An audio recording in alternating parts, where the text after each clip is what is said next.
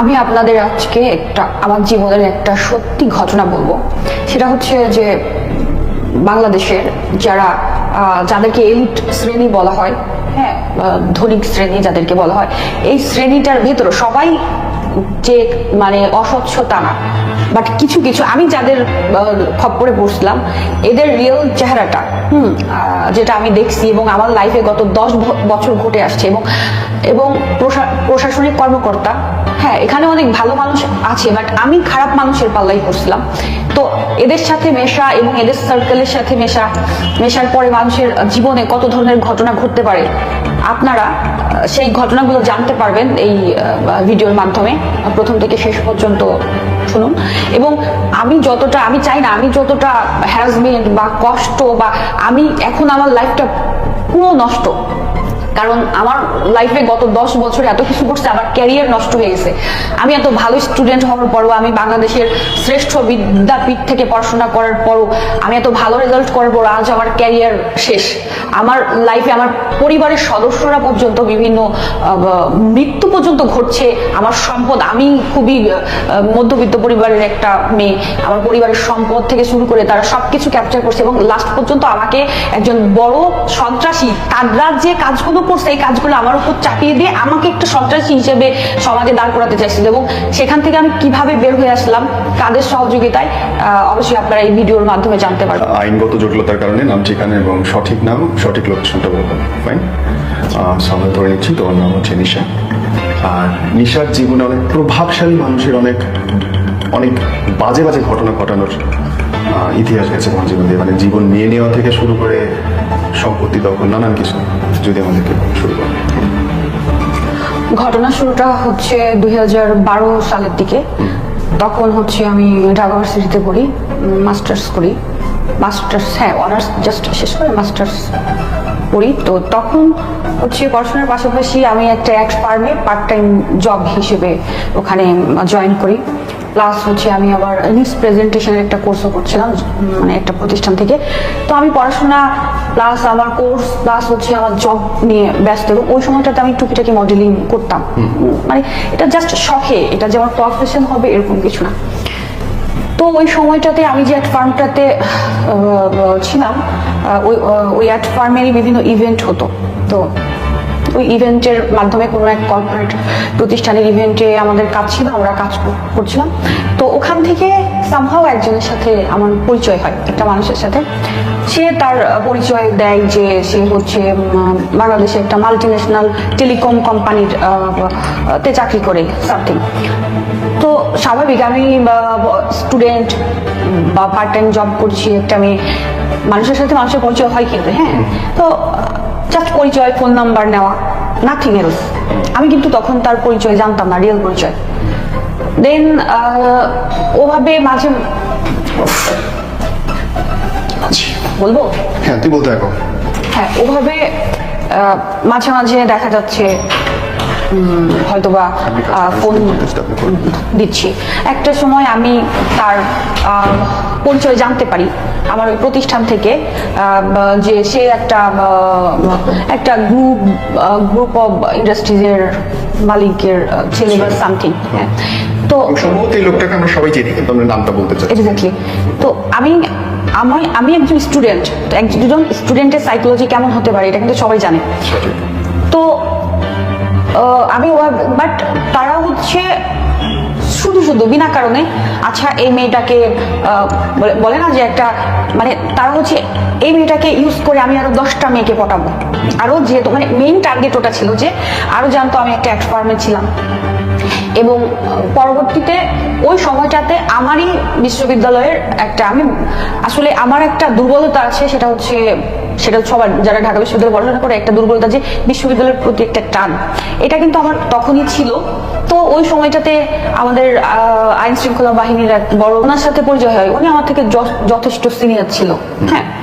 তো আমি কিন্তু বললাম না যে আচ্ছা আমার বিশ্ববিদ্যালয়ের বড় ভাই, কিন্তু তার প্রফেশনটা আমি কখনো করি নাই যে তার প্রফেশনের মানে তার প্রফেশনটা সে আমার বিশ্ববিদ্যালয়ের একজন বড় ভাই, এভাবে কথা হতো। কিন্তু আমি কখনো বুঝি নাই যে সে আমাকে স্টক করতে পারে, আমার পিছু নিতে পারে, বা আমার টাকার জন্য আমাকে টার্গেট করতে পারে, কারণ আমি একজন স্টুডেন্ট, আমার কাছে কি টাকা বা থাকতে পারে। বাট তখন হচ্ছে আমি স্টুডেন্ট হলেও আমি নিজে কার ড্রাইভ করতাম। তখনকার একটা খুব নাম করা পত্রিকায়, যে তখন বাংলাদেশে একটু কম মেয়েরা কার ড্রাইভ করতো, তো আমার ইন্টারভিউ ছাপা হয়েছিল ওখানে। বাংলাদেশের একজন অভিনেত্রী, নাম আমি নিতে যাচ্ছি না, তো সবার মানে মোট 5টা মেয়ের ইন্টারভিউ ছাপা হয়েছিল, ওটার ভিতরে আমি ছিলাম। তো যে আমি কার ড্রাইভ করতে পারি এরকম। তো হয়তো আমি জানি না ওই যে আইন শৃঙ্খলা বাহিনীতে ছিল উনি কি ধারণা করছে, উনি আমাকে টার্গেট করে বসলো। সে হঠাৎ করে একদিন আমেরিকা নাকি তার প্রশিক্ষণ আমার কাছে কিছু টাকা চাইলো। আমি কিন্তু তখন একজন স্টুডেন্ট, তো আমি বললাম যে দেখেন আমি তো স্টুডেন্ট, আমার কাছে টাকা নেই। যাই হোক গেল ওখানে। আমি ভাবতে পারিনি যে এরপরও আমার পেছনে লাগতে পারে, এবং সেই সময়টাতে সে আমাকে বিভিন্নভাবে দেখা যাচ্ছে মানে গার্লফ্রেন্ড হবে, হ্যান ত্যান, মানে গার্লফ্রেন্ড হবো কি নাই সে। তো আমি সবসময় তাকে বোঝানোর চেষ্টা করছি যে আমি তাকে আমার ভার্সিটির বড় ভাই হিসেবেই দেখি, অন্য কিছু না। তো একটা সময় সে বললো তোমার বয়ফ্রেন্ড আছে। ওই সময় শুধুমাত্র তার হাত থেকে বাঁচার জন্য আমি ওই যে বলছে গ্রামীণ ফোনে জব করে, তার নাম বলছি যে যেন সে আমাকে ডিস্টার্ব না করে। এটা সে আবার চলে গেছে সেই হ্যাঁ সেই গ্রামীণ ফোনের সেই কর্মকর্তার কাছে, যে আমাকে বলছিল গ্রামীণ ফোনের কর্মকর্তা, তার কাছে চলে গেছে। তার কাছে চলে গিয়ে যাই হোক সেই গ্রামীণ ফোনের কর্মকর্তা আবার বলতেছে এই মেয়েটা আমাকে ডিস্টার্ব করে, আমি অমুক মডেল মানে একজন অভিনেত্রীর নাম, তাকে ভালোবাসি। বাট এটা কিন্তু সেই গ্রামীণ ফোনের কর্মকর্তা যে পরিচয় দিচ্ছে সে কিন্তু আমাকে কখনো বলে নাই আমি কিন্তু অমুককে ভালোবাসি। আর আমিও কিন্তু তার সাথে ওরকম ভালোবাসা বা প্রেম না, মানুষের সাথে আমরা যেহেতু তখন মিডিয়ায় কাজ করি, আমরা চাইতাম পরিচিত হই, বা কর্পোরেট হাউস যখন শুনছি ঠিক আছে হয়তো বা মিডিয়া রিলেটেড কাজে, মানে তখন তো আমরা স্টুডেন্ট প্লাস কাজের প্রতি বেশি ঝোঁক। হ্যাঁ, তো পার্সোনাল লাইফ নিয়ে আসলে আমি তখন এত বেশি ইন্টারেস্টেড না, এগুলো ভাবিও নিয়ে যে একজনের সাথে পরিচয় হলেই তার সাথে আমার পার্সোনাল লাইফ নিয়ে ভাবতে হবে। আমি টোটাল বিষয়টা কিন্তু প্রফেশনালি তাদের দিকে ইয়া করছি। যাই হোক, তো সে বলছে অমুক একজন অভিনেত্রী, সে তাকে পছন্দ, কিন্তু আমাকে কিছু বলে না। এদিকে আবার আমি আমার যে এক ফার্মে কাজ করতাম, প্লাস হচ্ছে তো তখন একটা বড় ইভেন্ট হচ্ছিল, বাংলাদেশে অ্যাওয়ার্ড ইভেন্ট, আমি নাম বলতে চাই না, একটা বড় ইভেন্ট হচ্ছিল। তো ওই সময়টাতে সবাইকে ডেকে এনে আমাকে বলতো আচ্ছা তুমি 10 মিনিট পরে আমাকে ফোন দাও। ও সেই সময়টাতে গ্রামীণ ফোনের কর্মকর্তা পরিচয় দেওয়া, সে আবার তার এক মামা, অথচ আমাকে পরিচয় দিছে তার এক বন্ধু। পরিচয়, এখন পরিচয় মানুষের সাথে মানুষ হতে পারে। তো একটা সময় হলো কি, যখন বিষয়টা সব জায়গায় জানাজানি হয়ে গেল, তখন ওই যে গ্রামীণ ফোনের কর্মকর্তা পরিচয় দেওয়া ছেলেটা সে কি করলো, যে ওর যে মামা শুধু সেই কথা বলতো, বলে কি আমার ওই ফ্রেন্ড কথা বলছে তোমার সাথে, আমি আসলে ওই মেয়েকে পছন্দ করি। এখন আমার কথা হচ্ছে আমি একজন স্টুডেন্ট মানুষ, আমার সাথে তো এগুলো করার দরকার নেই, সোজা বললে হয় যে পছন্দ করি বা করি না, তাও না। বিষয়টা হচ্ছে যে সে আমার গার্লফ্রেন্ড, তুমি আমাকে ফোন দিও না, আমার সমস্যা হয়। সে কথাও বলছে আমার সাথে, ফোনও দিতে বলে তুমি এত সময় পরে ফোন দাও। আবার বলছে যে আমি কথা বলি নাই তোমার সাথে, কথা বলছে আমার ওই ফ্রেন্ড, অথচ সে তার মামা। এবং এটা দিয়ে তার মামাকে দিয়ে সেই কথা বলাইছে ফ্রেন্ড হিসেবে, আবার এটা নিয়ে আমার ক্যারেক্টার নিয়ে যে আমার মামার সাথে কথা বলছে। মানে বিষয়টা কেমন, অথচ আমি কিন্তু তাদের সবার থেকে বয়সও ছোট ছিলাম, কারণ ওই বয়সটাতে, কারণ স্টুডেন্ট তখন কিন্তু মানুষ ইমোশনাল, এত কিছু তো আসলে আমরা বুঝতে পারি না। তা আমি না বিষয়গুলো কি হচ্ছে বুঝতে পারছিলাম না। তো তখন যেহেতু এক ফার্মে কাজ করি, তখনকার সময়ে একজন জনপ্রিয় নায়ক ছিল এটার ভেতরে, যাই হোক, তো সে বিষয়টা বুঝছে যে কারণ আমি তো মিডিয়ার বাইরে, আমি একজন student, just part time job করতে আসছি, আমি কিন্তু তখনও মিডিয়াতে টোটালি ঢুকিনি, এবং মিডিয়া কি আমি জানি না। তো সেই হিরো, যে বাংলা মুভির হিরো ছিল একজন, আমি নাম বলতে যাচ্ছি না, সে বিষয়টা বুঝছে যে আসলে এই দুইটা ছেলে মামা ভাগ্নে যারা, এরাই এই মেয়েটাকে একটা ঝামেলায় ফেলতে চাচ্ছে। তো ওই গ্রামীণ ফোনে চাকরি করার যে হ্যাঁ বলছে, এটা মিথ্যা বলছে, সে একজন ব্যবসায়িক ছেলে ছিল। তো অথচ সে এদিকে আমাকে জিজ্ঞাসা করতো তুমি কি করো বা তোমার ফ্যামিলি। তো তখন আমার পারিবারিক বিজনেস ছিল, আমি বলছি যে আমি ওটার সাথে রিলেটেড, কিন্তু এটা তারা বিশ্বাস করে নাই, ভাবছে যে আমি মিথ্যা বলতেছি। মানে এবং সবাইকে মিডিয়ার বা ওই অ্যাওয়ার্ড অনুষ্ঠানে যারা আসতো সবাইকে বোঝাতো যে ও একটা ফ্রড, ও এখানে পার্ট টাইম জব করে, বাট ওর ফ্যামিলি, বাট আমার ফ্যামিলি বিজনেস তখনও ছিল, এখনো আছে, সবসময় আমাদের ফ্যামিলি বিজনেস ছিল।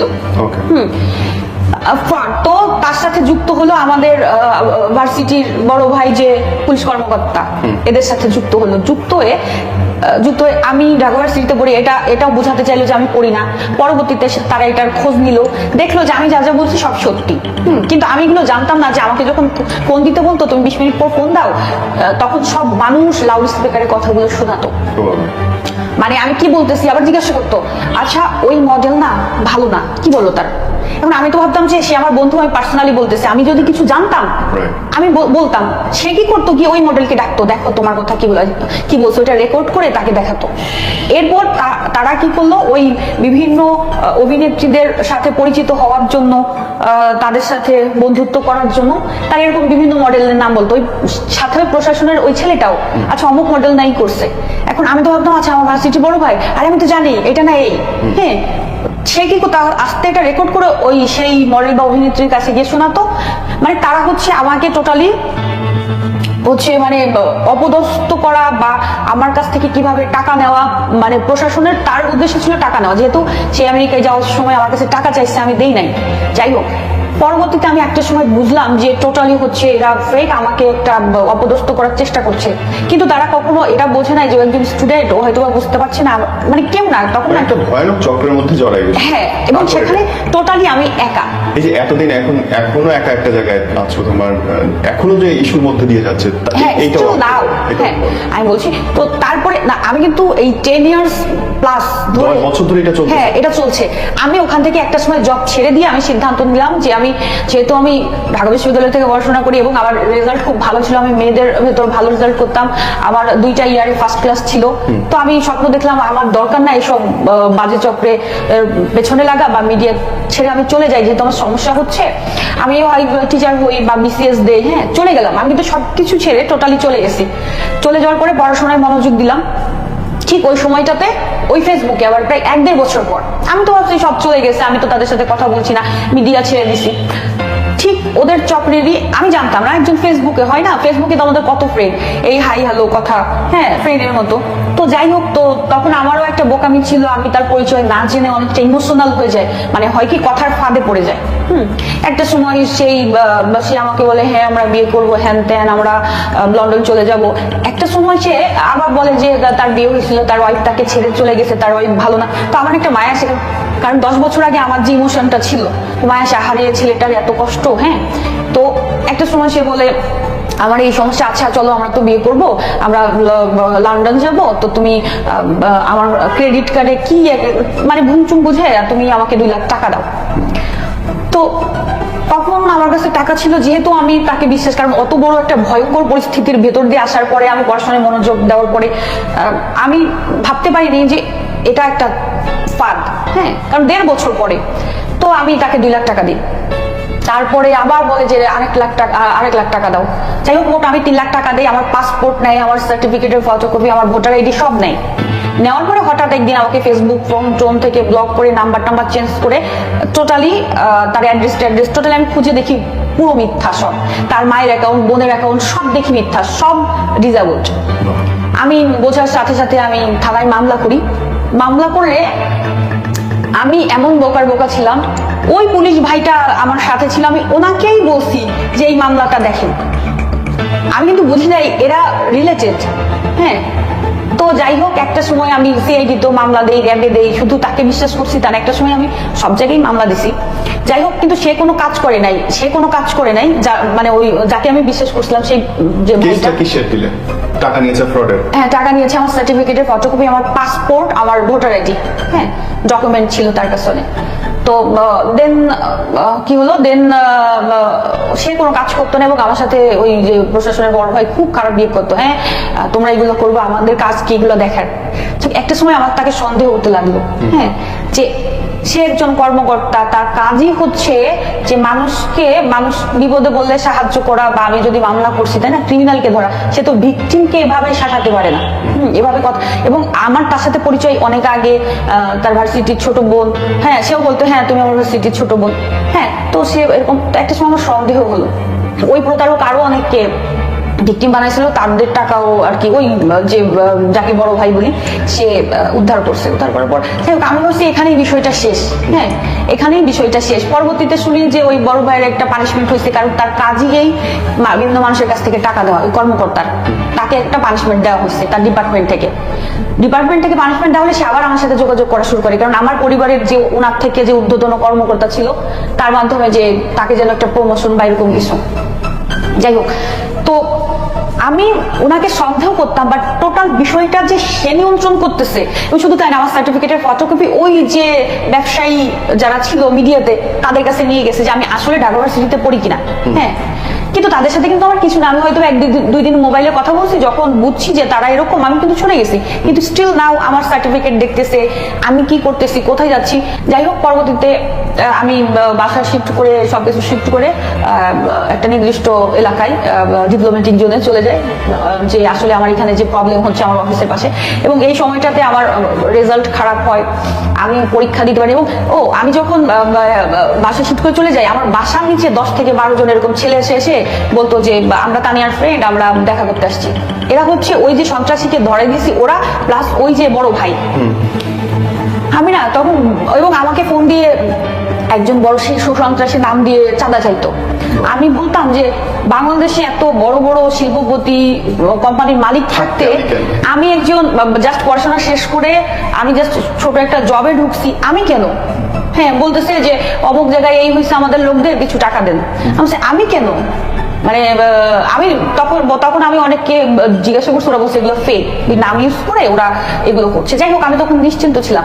কিন্তু এর ভেতরে ওই ব্যবসায়ী গ্রুপ আবার আমি যেখানে বাসা শিফট করি তার আশেপাশে থাকতো, হ্যাঁ ওই আশেপাশেই থাকতো। তো ওদের আবার মাথা খারাপ হয়ে গেছে আমি এত কাছে চলে আসছি কিভাবে।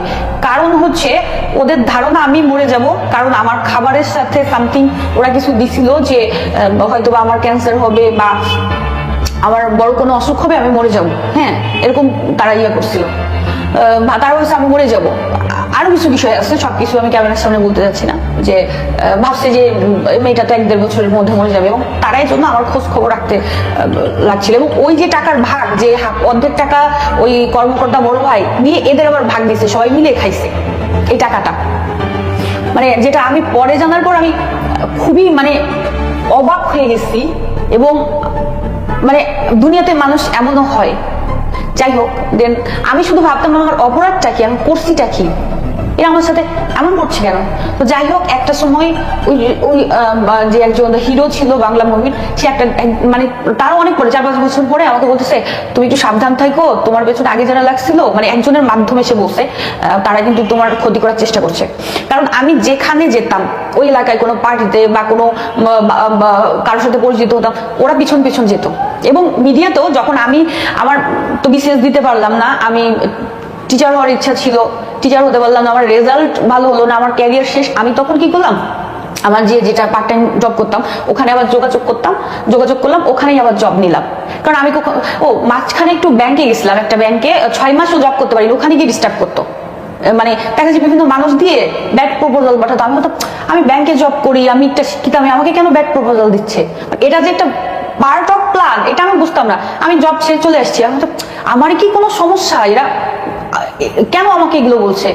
হ্যাঁ, তো যাই হোক, আমি ছেড়ে চলে আসি। পরে আমি ওই আবার যে ফার্মে ছিলাম, আমি ওখানে যোগাযোগ করি যে আমি আসলে জব করতে পারছি না কোথাও, আমি এখানে আবার জয়েন করতে চাই। যাই হোক, আমি ওখানেই আবার জয়েন করি, ওখানেই কাজ করি।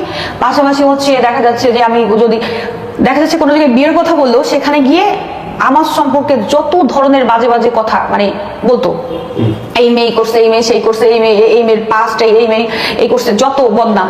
ওদের এত তোমার প্রতি আগ্রহ কেন? এক্স্যাক্টলি এটাই আমার কোশ্চেন, যে আমি তো আমার নিজেকে খুব সাধারণ মানুষ ভাবি। তো আমার কথা হচ্ছে যে আমাকে নিয়ে মানে এটাই, মানে আমি একটা ইস্যু, মানে আমি কি করছি এটা কিসের জন্য আমি এটা নিজেও জানি না।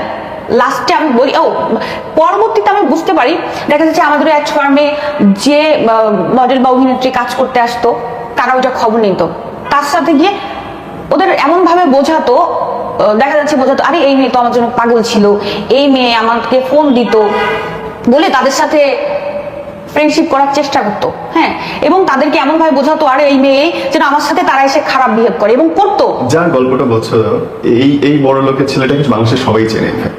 মোটামুটি আমি বুঝি না যে সমস্যাটা মানে কিসের মধ্যে। সমস্যাটা আমি পরে বুঝতে পারছি যে ওদের আসল, তারা যখন জানতে পারলো যে প্রথমে তো আমার কাছ থেকে টাকা নিল, ওরা ভাগ করে খেলো, বা তাদের ইচ্ছা ছিল যে মেয়েটাকে একটা শিক্ষা দেই, এত অহংকার। হ্যাঁ, সেখানে একটা বিষয় ছিল যে অন্য মেয়েরা বা দেখা যাচ্ছে কারো কাছে দেখা যাচ্ছে মডেল বা অভিনেত্রী একটু যদি বলতো আমাদের এখানে মডেল বানাবে, সে দেখা হাসি মুখে কথা বলতো। কিন্তু আমি হচ্ছে কি, আমি যখন বুঝতে পারছি যে ওরা আমার সাথে মানে গেম খেলার চেষ্টা করছে, আমি কিন্তু প্রচুর খারাপ বিহেভ করতাম, এবং আমি আমার পার্সোনালিটি এক্স্যাক্টলি আমি পার্সোনালিটি নিয়ে থাকতাম, ব্যক্তিত্ব। এটাই ওদের খারাপ লাগছে যে আরে তুই তো একটা সাধারণ মেয়ে, সাধারণ ঘর থেকে আসিস, তোর কিসের এত অহংকার, আমরা তো এরকম নাম বলবো না, ওরকম স্টার এদের সাথে মিশি, তারা কোনো অহংকার দেখায় না, আমাদের পায়ের কাছে এসে পড়ে থাকে, তোর কিসের অহংকার।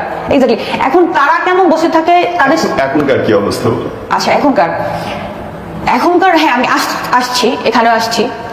দেন যাই হোক, পরবর্তীতে যাই হোক পুরো চক্রটা যে কোনো ভাবে হোক বড় বড় ঘটনার মাধ্যমে ধরা পড়ছে, এবং এটা মিডিয়াতে আসছে, তারা কিন্তু আসছে মিডিয়ায়, কিন্তু এরা অনেক মানুষের ক্ষতি করছে, শুধু আমার না। এবং এরা করতো কি, প্রত্যেকের ফোন হ্যাক করে রাখতো, ফোন শুধু ফেসবুক, ইনস্টাগ্রাম, হোয়াটসঅ্যাপ থেকে শুরু করে সব হ্যাকড, এবং তারা ওই মানুষটাকে পুরো নিয়ন্ত্রণে রাখতো। অনেকে হয়েছে, ভিডিওতে অনেকে হয়েছে, সবাই দেখছে, ওরা ওই চক্র।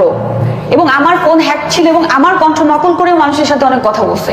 আমার ফোনের জানি না, আমার একটা জিপি নাম্বার ছিল, ওদিন যে কথা হচ্ছিল, ওইটা হঠাৎ দেখি নেটওয়ার্ক নাই, সেটা ওরাই দিচ্ছে, নতুন নাম্বার নিচ্ছে। আমি না বুঝতে পারছিলাম না, আমি কি কোনো ভিআইপি কেউ না, শিল্পপতি না কি, আমার সাথে কেন এরকম হচ্ছে, আমি কি করছি। এবং লাস্টে আমি যখন জানতে পারলাম যে, আমি অনেক চেষ্টা করছি উপরে যোগাযোগ করার, যে আমার সাথে এরা এরকম করছে।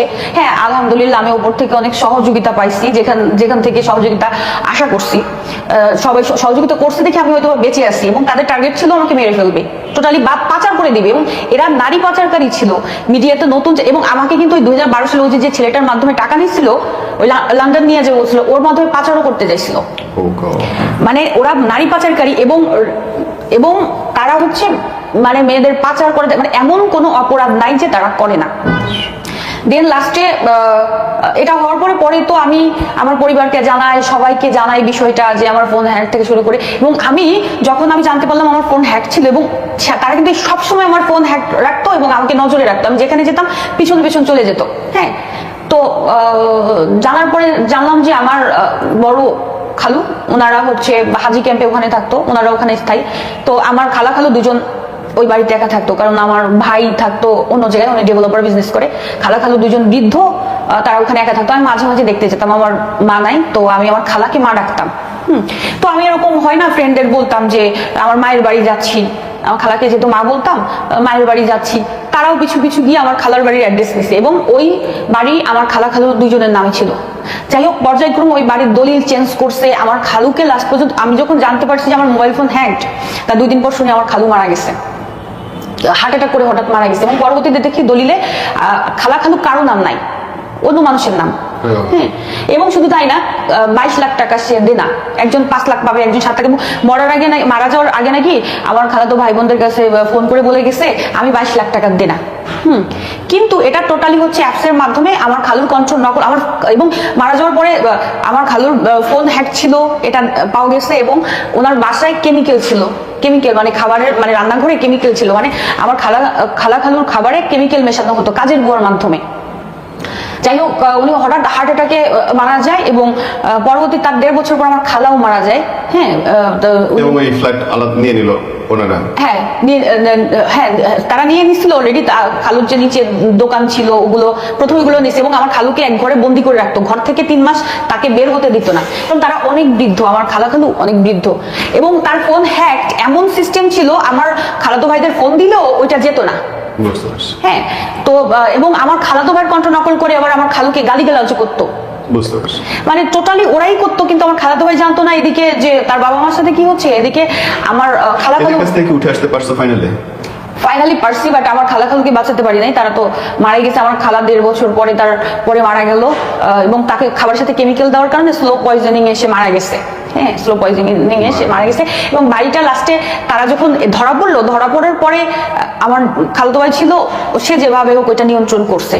হ্যাঁ, নিয়ন্ত্রণ করছে ওদিকে, আমি আর ওদিকে লক্ষ্য দিই নাই। এদেরকে আমার টার্গেট ছিল যে এদেরকে যদি আমি ধরাতে পারি বা রিমান্ডে দিতে পারি, তাহলে ওদিকে আর আমার কিছু করা লাগবে না। তো এভাবে পুরো বিষয়টা হওয়ার পরেও এখনো দেখা যাচ্ছে আমাকে বিভিন্নভাবে মেন্টালি, বা আমাকেও খাবারের সাথে কয়েকবার, মানে একবার আমার খাবারের সাথে কি যেন আমার দারোয়ানকে দিয়ে, দারোয়ান না, আমার বাসার ক্যাটটেকারকে দিয়ে আমি রেস্টুরেন্ট থেকে খাবার আনাইছি। তো ওই খাবার খাওয়ার পরে আমার পুরো মানে মেন্টালি প্রবলেম হচ্ছিল, মানে আমি কথা বলবো না কিন্তু আমার মুখ থেকে কথা চলে আসছিল। এবং আমার মানে বললাম না যে আমি আসলে বোঝাতে পারবো না আমার কেমন ফিল হচ্ছিল। হ্যাঁ, দেন এবং তার আগে মাঝখানে কাজের বুয়া দিয়ে আমার খাবারের সাথে কিছু একটা মেশানো হয়েছিল, যে আমার পুরো মানে স্কিন কালো হয়ে গেছিল। হঠাৎ করে দেখি কালো হয়ে গেছে এবং মানে খুব বাজে অবস্থা, আমি কিছু খেতে পারি না, আমি বমি আসতেছে। কি হলো, পরে আমার পাশের ফ্ল্যাটে একটা মেয়ে থাকতো, আমার ফ্রেন্ড ছিল ডাক্তার, পরে সে তার মাধ্যমে যাই হোক আমি তখন বেঁচে যাই। বাট ওই মেয়েটাকেও বিভিন্নভাবে হ্যারাস করার চেষ্টা করছে তারা। হ্যাঁ, আচ্ছা, এই যে তোমার এই গল্পটা, এটা নিয়ে যদি আমাদের যারা দেখছে এখন লাখো মানুষ দেখবে, তাদের জন্য বলো যে শিক্ষণীয় এই জিনিসটা আছে বা এইভাবে আচরণ করতে হবে এদের সাথে। শিক্ষণীয় বিষয় হচ্ছে যে কোনো মানুষকে চোখ বন্ধ করে ট্রাস্ট করা ঠিক না, সে যেই হোক। আমার ফার্স্ট ভুল ছিল যে আমার ভার্সিটির হলেও সে একটা প্রফেশনে ছিল, আমার বোঝা উচিত ছিল সে কিন্তু একটা নির্দিষ্ট প্রফেশনে ছিল। সো আমি ওরকম চোখ বন্ধ করে আমার বড় ভাই ভাবা উচিত হয় নাই, এটা হচ্ছে আমার বড় ভুল। দ্বিতীয় ভুল হচ্ছে যে কেউ মানে সে সমাজে প্রতিষ্ঠিত সব ব্যক্তি স্বচ্ছ না। এদের যে যে পরিচয়টা তারা সমাজে দেখায় এর বাইরে অনেক কিছু থাকে। সঠিক। এই কারণে আমি বিপদে পড়ছি, এটা আমি জানতাম না, কারণ আমি তখন সাধারণ একজন স্টুডেন্ট, আমি খুব সাধারণ মানুষ, এগুলো বোঝার কথা না।